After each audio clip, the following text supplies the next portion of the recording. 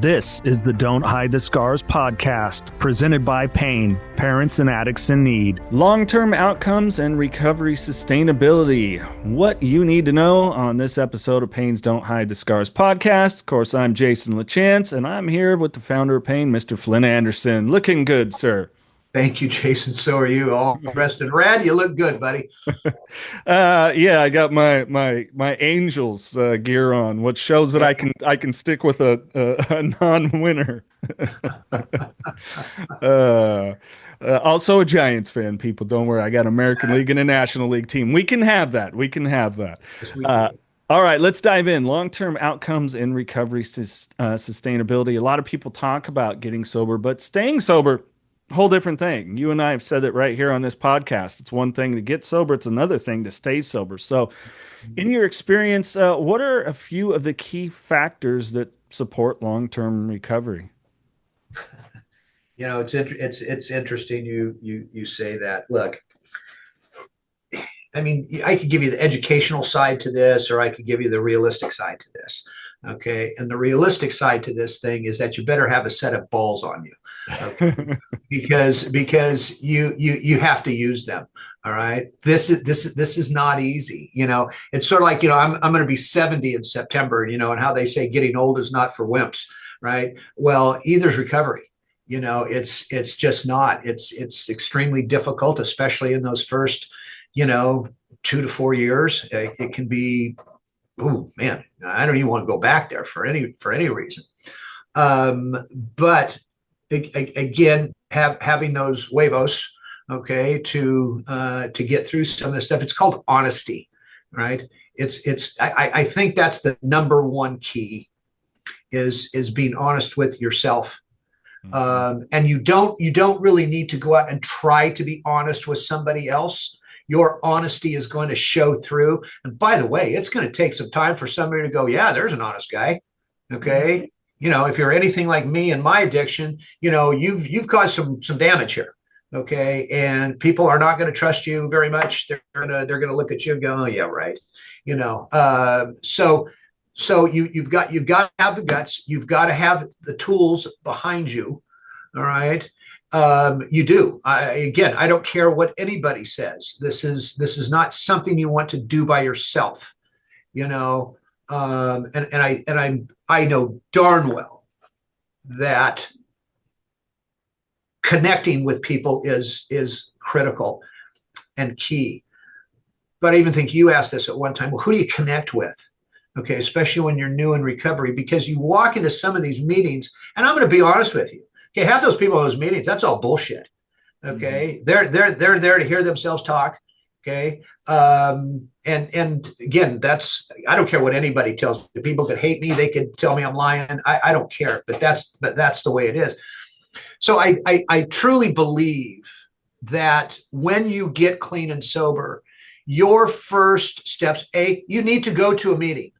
Okay, but you need to close your eyes. Open your ears, okay? Listen to what they say. If they ask you to speak, you don't have to speak long. You don't even have to speak for a short amount of time. Just say, hey, I'd like to just sit and listen tonight. Thank you. Beautiful, okay? That's absolutely beautiful. You look for somebody in there, okay? One person. You look for somebody, and you don't do it your first meeting or your second or your third. You keep going back to that meeting, and you look for that one person that you think that you can connect with. Ask them to go to coffee. That's it. Just start talking. But here's what's important. While you're doing that with that person that's in AA, you do this with your best friend. Your best friend in early recovery is just that, your best friend. Okay? That person, if he or she is truly your best friend, they're going to respect what you're doing. They're going to be there for you. And if they can't, they're going to tell you, I can't come tonight. Okay. But they're going to be there for that 3 o'clock phone call in the morning, 3 o'clock in the morning phone call. Right. So you start with that best friend, not 5 of them. Okay. That just turns into another party somewhere down the road, because your best friends may still be drinking. Your best friends may still be casually using something. They're not in the addict stage. Okay. They're just out having fun, you know. So you get that one best friend that's not going to do that around you. And if one doesn't, like I happen to have, that makes it even better, Yeah. you know. And by the way, 50 years later, that best friend is still by my side. So I think that is the sustainability portion of that in early recovery is just that. Yeah. I still think that you have a mind of your own. I don't think that I think you need to listen. I think you need to question. I think you need to do all those things. You know, um, but again, finding that one guy in AA and that one best friend, man, in early sobriety, that's just critical. Yeah. And Yeah. don't use. I'm sorry. I know that sounds as ridiculous as it comes. Okay. But don't pick up. It's Yeah. hard. You can't get drunk or high if you don't if you don't use. If you don't use, you're not going to get drunk or high. And if you don't use, you're not going to overdose. Yeah. Okay. I mean, again, Or we can get into the whole overdose thing, but if you don't use, you're not going to overdose. yeah, you're not going to get that DUI or Nope. whatever it is, you know. Right. So let's expand a little bit more Sure. on community and that importance of maintaining a long-term recovery after treatment or my situation, alcohol, and just hitting those meetings and being around like-minded people. Community, it's vital. What perspective do you have to share on that? Yeah, I think it's enormously vital, but I also think you have to be careful in Hmm. this because I'm going to bring up something that you and I have talked about many a times over the last few years, and one of them is this. Again, I may get hate mail for this, but I don't care. Um, is this? Hey, let's get online and tell everybody I have 5 days. Sure. Okay, or let's tell everybody I've got I've got 3 months. Okay, my suggestion is you don't do it. I'm not saying it's yeah, I'm sorry, it's bad. I think that doesn't need to be done yet. Okay, and I think for a couple of reasons, but more it's about the person that's doing it. Okay. Yeah, so you're talking about as it's known now, recovering out loud. Yeah. Yeah, Yeah. I having a think little it's discretion. Yeah, I think have a little discretion in that. I'm not saying be a hermit. Okay, that's not what I'm saying because there's going to be plenty of people plenty of people are going to know you're in recovery. Okay, but to get online, you're opening yourself up. Okay, you're opening yourself up to the people that are going to go, oh, you've only got 5 days. You'll be done in a week Yeah, because there's people out there like that. sure. Okay. Then you've got other people that go, you got this, man. You got this, but don't call me if you use. Well, come on. I mean, there's some, I've seen it all Yeah, on social media. yeah. I And think one other factor I'd like to throw in too is let's say you're someone that you haven't had any legal trouble or anything that resulted from your addiction, and you're looking for like that new job. Well, a lot of employers might go and search that, so it might be something for a period of time to we just encourage, letting it rest. Nothing wrong with, I'm a part of some Facebook groups that are private and stuff like that, engage in there, but maybe not just the blast over on your public page for right, everybody to share. Nothing wrong. I still connect with new people that I've not met or, oh, I right. liked what you said there. Can you tell me more and so on. So we're not discouraging that, but we are just encouraging that discretion around it. Yes. Yes. I mean, I have actually reached out to several people on Instagram, Mm, that have made, I'm very careful on I mean, again, the world knows what I do, but I've reached out to these three people in particular, that have been extremely decent and nice about what they're doing. They've got more than 6 months. Let's put it that way. All right. But man, what they had to say was great stuff. And it was polite and it was decent. It was all those things. And I reached out and they reached back. So you know what? Guess what? It works. But be real careful. New Perceptions North, the premier drug and alcohol treatment and recovery center in Central California. A full continuum of medically supervised top quality care with programs for detox and patient residential treatment with dual diagnosis, intensive outpatient treatment, sober living support groups, and more. New Perceptions North provides adult men and women with the highest caliber of professional health care, treating each client with compassion and respect in a safe, comfortable environment to begin the process of recovery to proudly create and sustain a life without addiction. Call 559-978-1507 or visit newperceptionsnorth.com. Let's talk about relapse. You know, some people, and I think it's not the best way to put it. They'll say, well, relapse is part of recovery. No, relapse is part of addiction. But Correct. I know the intent that they're trying to have is about that reframing of a relapse or a slip up. How do you help people through that process of understanding it? Because you helped me, really understand that I went through a slip up because I was immediately open, honest, connected with my sponsor at the time. Didn't go down that road. You know, it was very, very, very brief, and I mean a period of hours, and getting back in it. So how do you just really help people around it? Because it connects kind of to the last episode of where people carry shame and guilt. And I try to explain, well, your nervous system and your brain has been hijacked for so long. Give yourself a little bit of grace, get right back to this. But yeah, it can be a tough thing to navigate. So just wondering your perspective on that. Sure. You know, one of the things that was said in AA years ago was there was a big difference between the alcoholic and the drug addict, and especially the prescription drug addict like I was, and people would say that the AA members that have been around forever, would say, oh, you know what, you had a surgery, you relapsed. And finally I looked at these guys and I go, oh, I said, when was the last time, you had a heart surgery? When's the last time they opened up your chest with basically a chainsaw, okay, and said, no, we're not giving you anything for it? Don't be ridiculous, dude.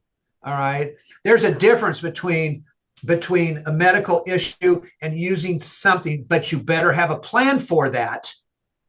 Okay. Because you don't know. Look, again, AA guys, and I'm not bashing AA. I'm just telling you what I've heard over the years, yeah, this was your personal encounter. Correct. That's exactly what it was. You've got people in there that are just saying that you have a medical issue, you relapsed. No, you didn't.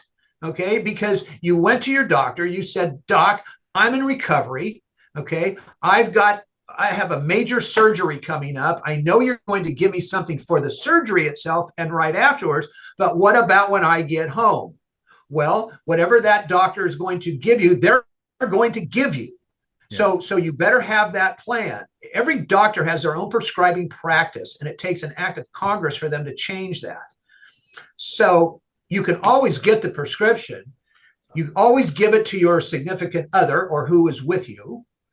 So they know, they're going to know after, and again, you get half of what you've gotten the last time, unless again, it's something that is so brutal, because remember, our narcotic is a drug that tells your brain to tell you you're not supposed to hurt.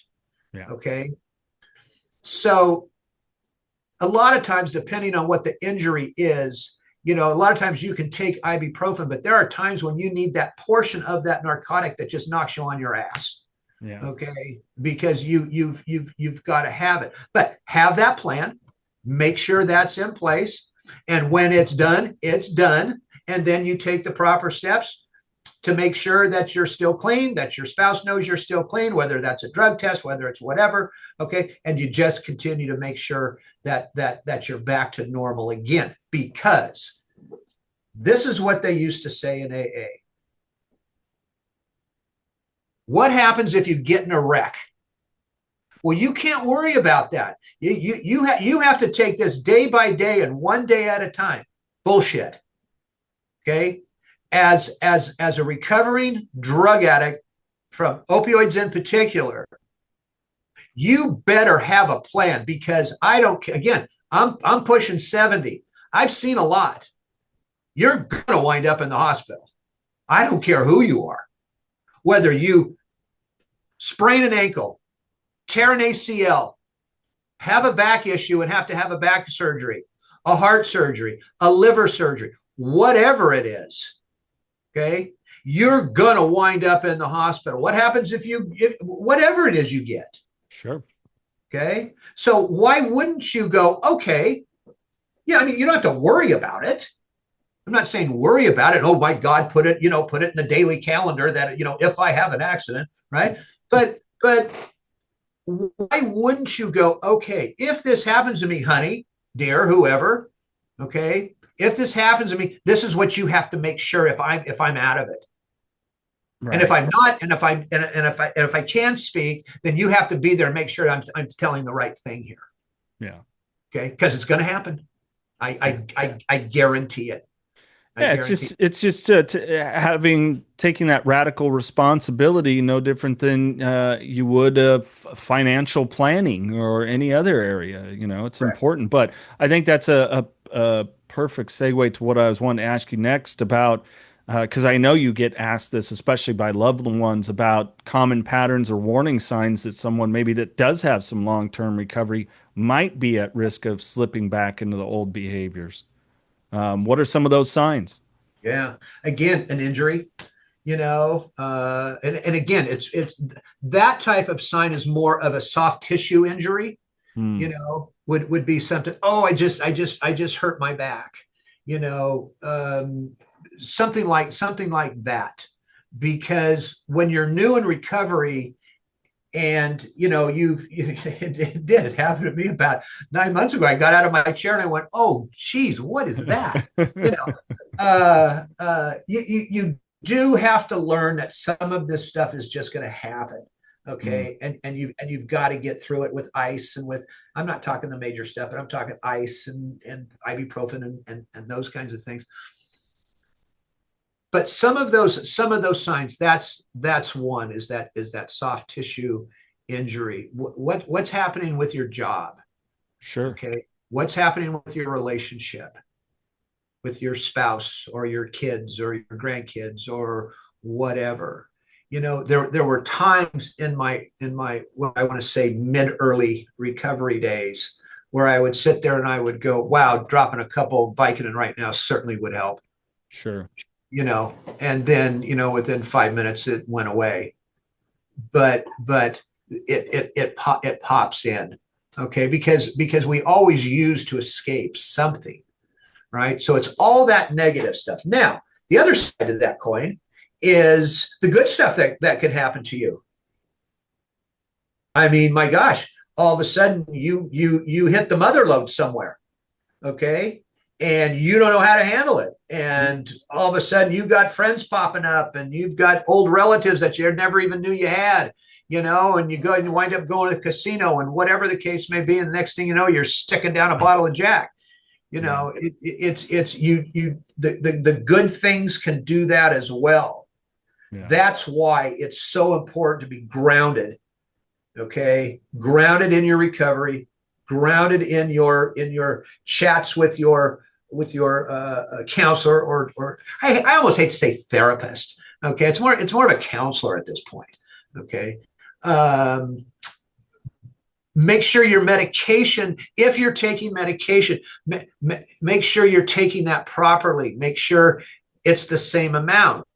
And if it's not working for you, tell your doctor it's not working for you. Be an asshole. Okay. If you have to be, to your doctor, because they make mistakes.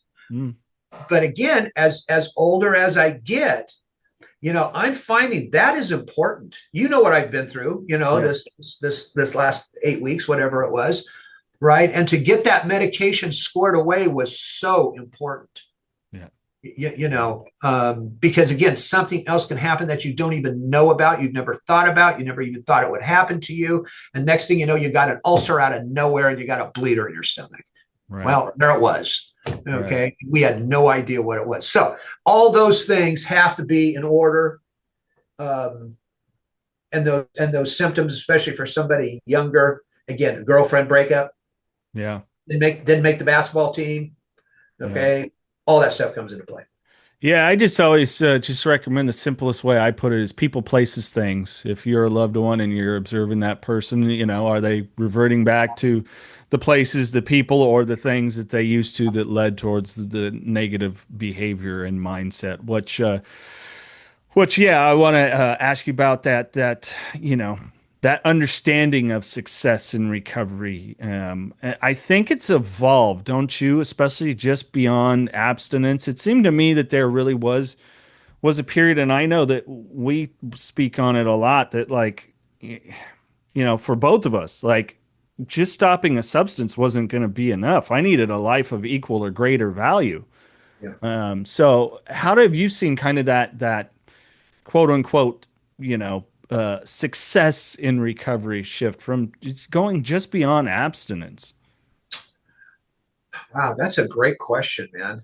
That's a great question. Look, I want people to understand something. Okay, it's all about mindset. It truly is.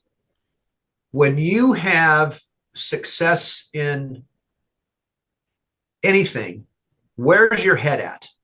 Hmm. Okay, and when you have it in recovery, look, I was blessed. I call it a blessing and a curse all at the same time. Okay, because I've never worried about certain things ever, even as a kid. Okay, and it's not because I had it. Okay, I just never worried about it, and and I think that has gone miles with me in my recovery. I also want people to understand in long-term recovery, everything is not going to be easy. It's going to be, in fact, it's going to be quite the opposite. It's going to be extremely difficult as time goes on.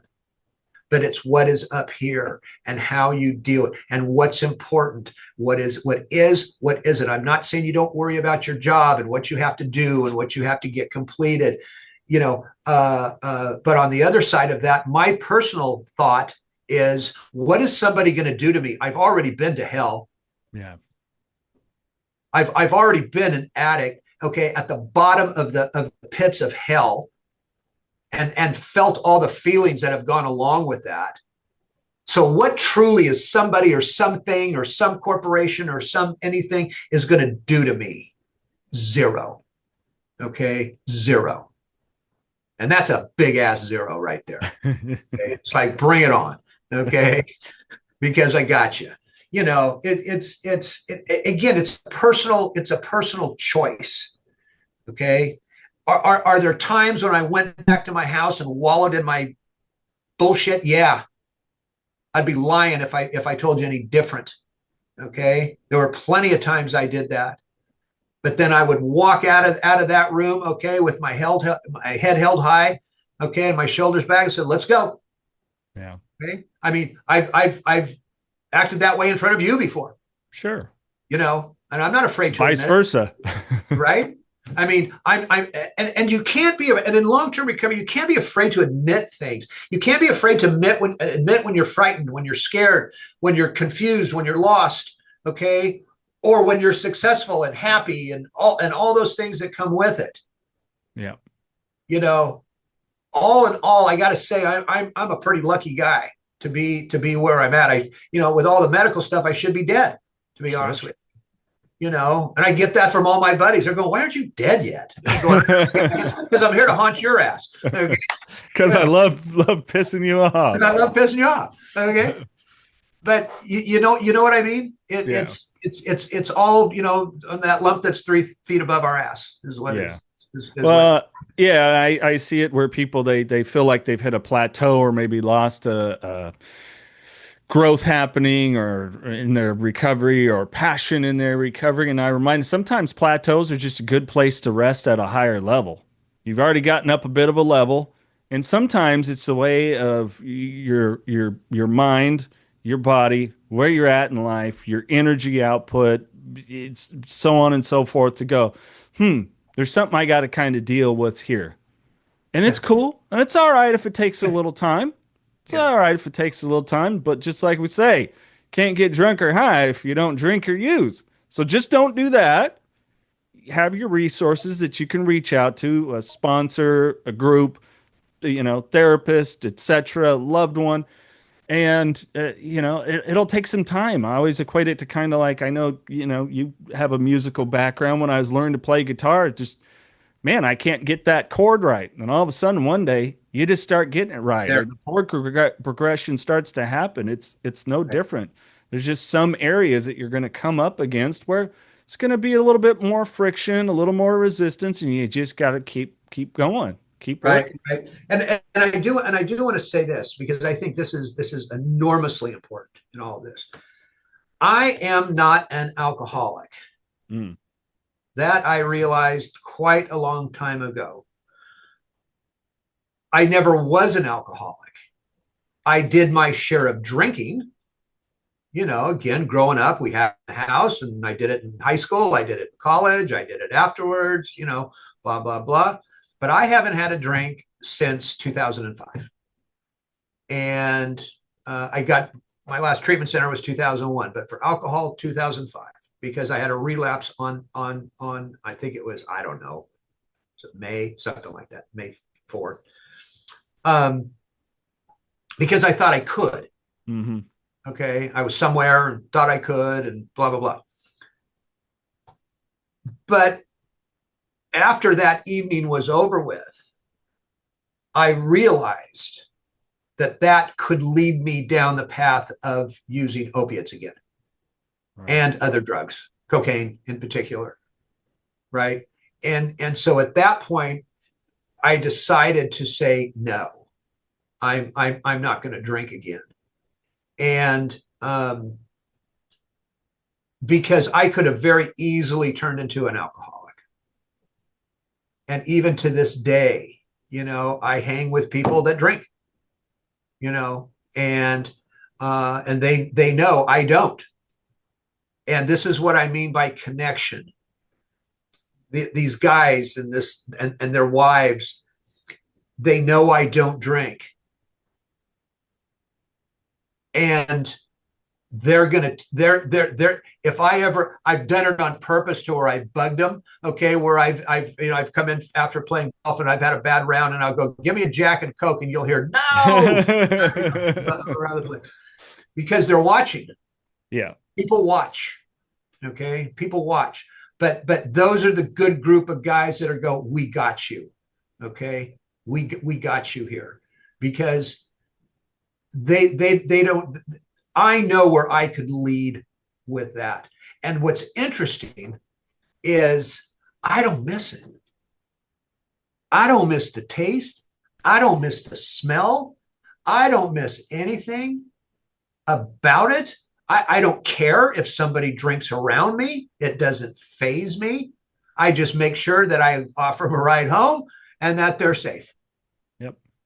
But I can still be me. And I think that also scares people in, especially short-term recovery, that they can't be themselves. Yeah. First of all, they have to find out who they are. Okay. We've hid things for so long. You have to find out, you got to uncover that mask. Okay. Yep. You got to find out who you are and then be who you are. Yep. Okay. Because people, like I said, who are some of my favorite people? They're recovering addicts because they're great people. Yeah. Okay. All you and I have to do is look around at who we hang with in this recovery group of ours, and we know who's cool and who, and who we want to hang with. Yep. So I think Absolutely. that's important. Yeah. Well, thank you, Mr. Anderson, and I'll just wrap it up on that with anyone that is kind of wondering that who am I? They might be inundated with, well, once find your purpose and so on and so forth. And I always call a little BS on that because you're not going to know what your purpose is and what you want to do until you can define your values. So do some work around your values, what you value about others, what you value about yourself, what you value about being in the community, and so on, and then start to build from there. Absolutely. Well, we thank you for listening or watching Pains Don't Hide the Scars podcast on Apple Podcasts, Spotify. Give us a follow there, a rating, a review, or go to our YouTube channel. That's youtube.com/@painnonprofit. Please subscribe, turn on the full alerts, and leave a comment on the video. And please share with someone else that you think will get value out of it.